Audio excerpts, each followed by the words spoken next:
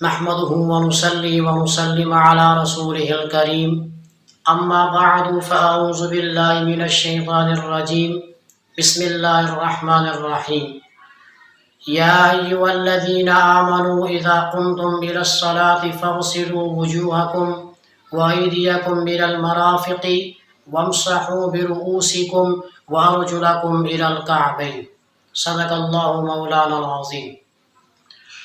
آج کی ویڈیو کے اندر ہم وضو کے متعلق بات کریں گے۔ وضو کے اندر کون سے ایسے اعمال ہیں جن کے ادا کرنے سے وضو مکمل ہوگا، جن کے چھوڑ دینے سے وضو تو ہوگا مگر نامکمل ہوگا، جن کے ہو جانے سے وضو مکروہ ہو جائے گا۔ انشاءاللہ تفصیل کے ساتھ ان چیزوں کو ذکر کریں گے۔ سب سے پہلے جو میں نے آپ کے سامنے مختصر سی آیت کا کچھ حصہ آپ کے سامنے رکھا، لفظی اور بامحاورہ اس کا ترجمہ سن لیں کہ اس کے اندر اللہ رب العالمین کی طرف سے ہمارے لیے کیا حکم آیا۔ یا ایھا الذین آمنو، اے وہ لوگوں جو ایمان لائے ہو، جو اللہ کو مانتے ہو، اللہ کی مانتے ہو، یہ مانتے ہو کہ رب ہمارا صرف وہی ہے، یہ مانتے ہو کہ داتا ہمارا وہی ہے، یہ مانتے ہو کہ کارساز ہمارا وہی ہے، یہ مانتے ہو کہ حاجت روا ہمارا وہی ہے، مشکل کشا ہمارا وہی ہے۔ آمنو، جب تم ایسا ایمان رکھتے ہو تو پھر سنو جو اللہ کی طرف سے تمہیں حکم دیا جا رہا ہے۔ اذا قمتم الی الصلاۃ، جب تم نماز کے لیے کھڑے ہو، جب تم نماز پڑھنے کا ارادہ کرو، جب تمہارا دل میں یہ خیال ہو کہ میں مسجد میں جاؤں اور نماز پڑھوں، جب گھر میں خواتین کا یہ خیال ہو کہ ابھی ہم وضو کر کے نماز پڑھیں، تو یہ جتنے بھی مومنین اور مومنات ہیں ان کو اللہ کی طرف سے حکم ملا ہے نماز پڑھنے سے پہلے آپ نے تھوڑی دیر کے لیے اس طرف دھیان دینا ہے جو اللہ کا حکم آپ کو ابھی ملنے والا ہے۔ وہ پہلا یہ ہے فَاغْسِلُوا وُجُوهَكُمْ، فَاغْسِلُوا وُجُوهَكُمْ، اپنے چہروں کو دھو لو۔ یہ حکم ہے، اغسلوا امر کا صیغہ ہے، اللہ حکم دے رہے ہیں اپنی مخلوق کو کہ نماز پڑھنے سے پہلے فَاغْسِلُوا وُجُوهَكُمْ، اپنے چہروں کو دھو لو، وَأَيْدِيَكُمْ إِلَى الْمَرَافِقِ، اور اپنے ہاتھوں کو کونیوں تک دھو لو۔ دو چیزیں ہوگی۔ تیسری چیز وَامْسَحُوا بِرُؤُوسِكُمْ، اور اپنے سر کا مسح کر لو۔ اور چوتھی چیز وَأَرْجُلَكُمْ إِلَى الْكَعْبَيْنِ، اور اپنے پاؤں کو ٹخنوں تک دھو لو۔ یہ چار چیزیں قرآن کے اندر آپ کو ملی ہیں کہ چہرہ دھونا، ہاتھوں کو کونیوں سمیت دھونا، سر کا مسح کرنا اور پاؤں کو ٹخنوں سمیت دھونا۔ یہ چیز قرآن سے آپ کو ملی تو اس کو درجہ ملا فرض کا۔ معلوم یہ ہوا کہ وضو کے اندر چار فرائض ہیں۔ وضو کے اندر چار فرائض ہیں۔ پہلا فرض فَاغْسِلُوا وُجُوهَكُمْ، دوسرا فرض وَأَيْدِيَكُمْ إِلَى الْمَرَافِقِ، تیسرا فرض وَامْسَحُوا بِرُؤُوسِكُمْ، اور چوتھا فرض وَأَرْجُلَكُمْ إِلَى الْكَعْبَيْنِ۔ یہ چار فرض ہے۔ جب بھی میں وضو کروں، آپ وضو کریں، مرد ہے یا عورت، بچہ ہے یا بچی، جس نے بھی لا الہ الا اللہ محمد الرسول اللہ پڑھا اور وہ مومن بنا، اللہ کو ماننے والا بنا، تو جب تک وہ یہ چار فرائض اپنے وضو کے اندر پورے نہیں کرے گا اس کا وضو نہیں ہوگا۔ وہ بظاہر اپنے جسم کو دھو لے مگر اس کا وضو نہیں ہوگا، اور جب اس کا وضو نامکمل ہوگا تو اس کی نماز بھی نہیں ہوگی۔ لہٰذا ہم میں سے ہر ایک کو یہ کوشش کرنی چاہیے کہ ہمیں یہ جو وضو کے اندر فرائض ہیں ان کو پوری احتیاط کے ساتھ ادا کرنا چاہیے۔ میں یہاں پر انہی چار فرائض کی تھوڑی سی تفصیل آپ کے سامنے رکھ دوں کہ باقی انشاءاللہ جب اگلی ویڈیو میں کریں گے کوشش کہ وضو کی سنتیں، مستحبات، مکروہات وغیرہ، تو ان میں مزید تفصیل کر دیں گے۔ مختصر یہ ہے کہ 4 فرائض آپ کے سامنے آ گئے کہ جب بھی آپ نے نماز پڑھنی ہے تو کیا کرنا ہے۔ فرائض میں سے باقی تو سنت ہے کہ آپ نیت کریں گے، بسم اللہ پڑھیں گے، ہاتھوں کو دھوئیں گے، کلی کریں گے وغیرہ وغیرہ، لیکن ہم نے یہاں پر قرآن کی ایک آیت کا کچھ حصہ پڑھا، ہم اسی پر انشاءاللہ بات کریں گے۔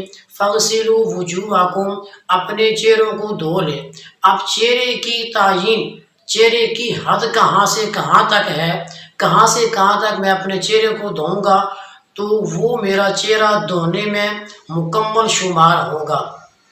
اس کے لیے یہ کتابوں کے اندر آپ نے بارہا مرتبہ پڑھا ہوگا کہ پیشانی کے بالوں سے لے کر ٹھوڑی کے نیچے تک، پیشانی کے بالوں سے لے کر ٹھوڑی کے نیچے تک، یہاں سے یہاں تک چہرے کی حد ہے۔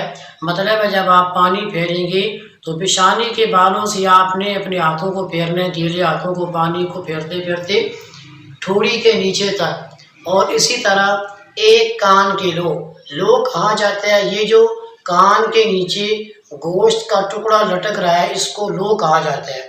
ایک کان کی لو سے لے کر دوسرے کان کی لو تک، مطلب یہ ہوا یہ پیشانی کے بال، اسی طرح یہ بال اور یہ ساتھ یہ کان کے لو بالکل اسی طرح نیچے ٹھوڑی کے پاس آپ آ جائیں، اور اسی طرح یہ یہاں سے یہاں یہ کان کے لو کے ساتھ ٹچ ہوا، اور پھر یہاں سے ہوتے ہوتے یہ پیشانی کے بال، ایک کان کی لو سے لے کر دوسرے کان کے لو تک اور پیشانی کے بالوں سے لے کر ٹھوڑی کے نیچے تک، یہ درمیان کا جو حصہ ہے یہ چہرہ ہے۔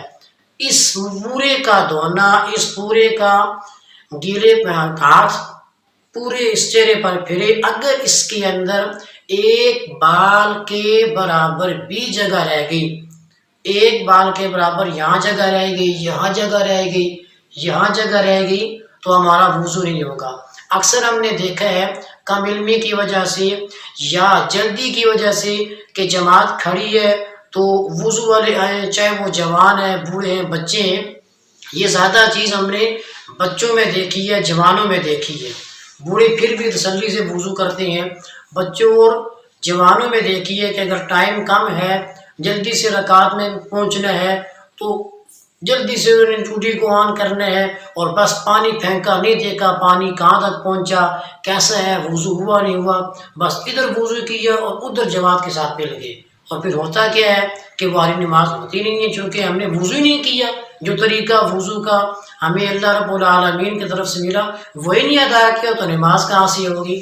تو کوشش کی جائے وضو کرتے وقت اس کا اہتمام ہو کہ آیا جو حد اس کی متعین ہے چہرے کی، وہاں تک میرا چہرہ دھلا ہے یا نہیں، اور اچھی طرح اپنے ہاتھوں کو ٹھیک طرح جو ہے نا وہ پھیرے کہ تاکہ کہیں بھی کوئی بال وغیرہ خشک نہ رہے۔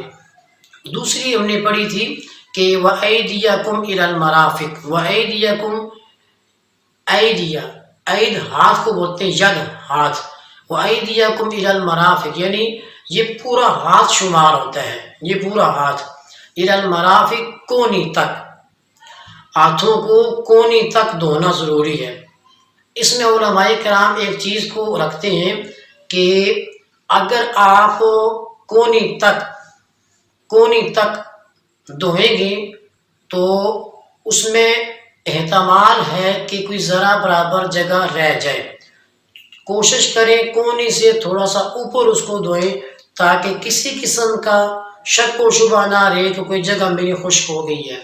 تو وَأَيْدِيَكُمْ إِلَى الْمَرَافِقِ، جس طرح چہرے کی ہم نے حد بتائی اس طرح ہاتھ کی بھی ہے کہ اس ہاتھ سے لے کر یہ جو ہماری کونی ہے یہ اس کے بالکل یہاں تک تھوڑا سا آگے کر لیں، 2-3 انچ آگے کر لیں کہ تاکہ اطمینان کے ساتھ آپ کو پتہ لگ جائے کہ میرا وضو مکمل ہے، کہ آپ نے کچھ حصہ زائد دھویا ہوا ہے۔ اگر تھوڑا سا یہاں بھی ایسے ہی ہوا کہ خشک رہ گیا تو وضو نہیں ہوگا، ہمیں پھر نئے سرے سے وضو کرنا پڑے گا، نماز نہیں ہوگی۔ تو احتیاط ضروری ہے، احتیاط یہی ہے کہ تھوڑی سی جگہ کو بڑھا لیا جائے تاکہ اطمینان کے ساتھ آپ نماز پڑھ سکیں، آپ کو یقین ہو کہ آپ کا وضو ہے۔ یہ دونوں بازو کے بارے میں ہم نے بات کی ہے۔ تیسری جو چیز تھی وہ تھی وَامْسَحُوا بِرُؤُوسِكُمْ، کہ اپنے سروں کا مسح کرو۔ سروں کا مسح کرنا اس میں دو چیزیں ہیں، میں انشاءاللہ اگلی ویڈیو کے اندر بتاؤں گا، ایک ہے فرائض اور ایک ہے سنت۔ فرائض میں یہ ہے سر کا مسح، کہ سر کے چوتھائی حصے کا مسح آپ کر لیں۔ اور چوتھائی حصہ کیسے بنتا ہے؟ آپ اپنے سر کے 4 حصے بنا لیں ایسے، اب چونکہ میں نے پگڑی پہنی ہوئی ہے، یوں حصہ، پھر دوسرا، پھر تیسرا، پھر چوتھا، یوں 4 حصے آپ بنا لیں۔ تو ایک حصے پر اگر آپ نے مسح کر لیا، پانی والا ہاتھ پھیر لیا، رکھ لیا، تو آپ کا مسح ہو گیا، یہ آپ کا فرض ادا ہو گیا، سنت نہیں ادا ہوئی۔ بلکہ سنت میں کیا چیز ہے؟ پورے سر کا مسح کرنا۔ تو چوتھائی حصے کا مسح کرنا یہ فرائض میں ہے۔ اگر ہم نے دوران وضو چوتھائی حصے کا مسح بھی نہیں کیا، چونکہ یہ چیز بہت دیکھنے میں آئی ہے، غفلت اس میں بڑی بڑھتی جا رہی ہے، کہ بس اسی طرح بس وہ ٹوٹی کھلی ہوئی ہے، پانی آیا، جلدی سے بس جو ہے نا ہاتھ پھیرا، بس سمجھتے ہیں کہ بس وضو ہو گیا، یا وضو جو ہے نا بس کھیل تماشا ہے، کچھ ایسے کرنا شروع کر دے ایسے ہو جاتا ہے۔ ایسے نہیں ہوتا۔ اللہ کے دین میں ایک ایک چیز ہمیں سکھلائی گئی ہے، ہمیں اس کے کرنے کا پورا طریقہ بتایا گیا ہے۔ تو وَامْسَحُوا بِرُؤُوسِكُمْ، اپنے سروں کا مسح کرو۔ سر کے چوتھے حصے کا گیلا ہونا، اس پر گیلے ہاتھ کا پھیرنا یہ ضروری ہے۔ اگر چوتھے حصے سے کم پر مسح ہوا تو آپ کا مسح نہیں ہوگا، آپ کا فرض نہیں ہوگا۔ جب فرض نہیں ہوگا میرے دوستو تو پھر آپ کی نماز نہیں ہوگی۔ 3 فرائض ہو گئے۔ آخری فرض کیا ہے وضو کا؟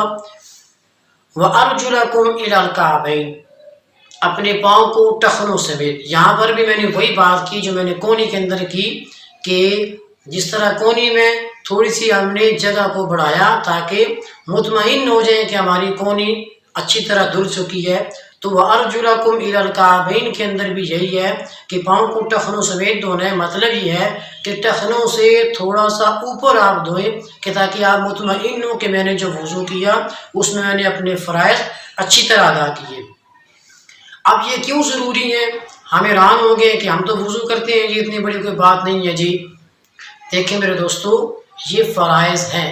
فرائض کے بارے میں جو حکم ہے کہ اگر آپ کا نماز کے اندر فرض رہ جائے، وضو کے اندر فرض رہ جائے، تو فرض کے رہ جانے سے وہ چیز ہماری نہیں ہوتی۔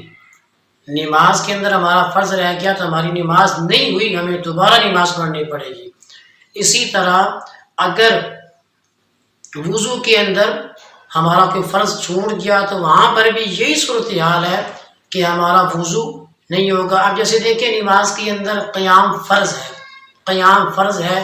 یہ بہت زیادہ غفلت دیکھی ہے کہ اگر مسجد میں کوئی بندہ آیا اور آگے جماعت کھڑی تھی اور جو ہی وہ انٹر ہوا تو امام صاحب رکوع میں چلے گئے، اب اس کو نہیں پتا اور اکثر کو نہیں پتا کہ قیام فرض ہے، وہ جناب وہیں سے بھاگا، ایسے لگتا ہے کہ 104 کی سپیڈ سے بھاگا، مسجد کی بھی ادبی کی، بھاگ کے فوراً اللہ اکبر، اور کوئی اسے نہیں پتا چلا کہ قیام فرض ہے، میں نے تھوڑی دیر کے لیے قیام کرنا ہے، اس کے بعد رکوع میں جانا ہے۔ وہ اس چکر میں کہ میں رکوع میں فوراً امام صاحب کو ملوں، اور پھر کیا ہوتا ہے وہ اسی رکعت کو شمار کر لیتے ہیں اور اپنی نماز مکمل کر لیتے ہیں، جبکہ فرض رہ گیا ہے، یہ ان کی رکعت اب فوت ہو گئی ہے، اب وہ نئی رکعت اس کے بدلے میں پڑھیں گی کہ ایک رہی تو امام صاحب کی نماز کے بعد ایک ان کو پڑھنا پڑے گی۔ تو اسی طرح فرائض کا یہ درجہ ہے، فرائض کے چھوٹ جانے سے جو ہم کام کر رہے تھے وہ ہمارا کام مکمل نہیں ہے،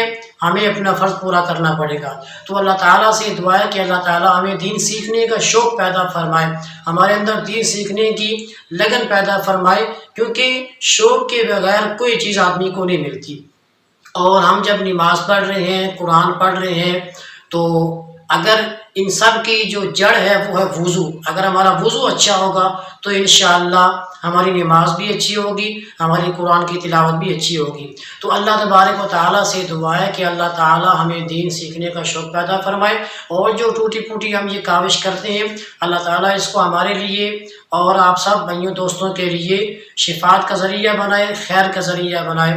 آخر میں ایک گزارش ہے کہ اس طرح کی ویڈیو یہ ثواب ہی ثواب ہے، ان چیزوں کو آپ اپنی حد تک نہ رکھیں بلکہ اپنے دوست احباب تک بھی ان چیزوں کو پہنچائیں، تاکہ اس طرح کے جو مسائل ہیں وہ بھی سیکھ سکیں اور وہ بھی اچھی طرح عبادت کر سکیں۔ تو انشاءاللہ ثم انشاءاللہ پھر ایک نئے پیغام کے ساتھ آپ کی خدمت میں حاضر ہوں گے، تب تک کے لیے ہمیں اجازت دیجیے۔ اللہ حافظ۔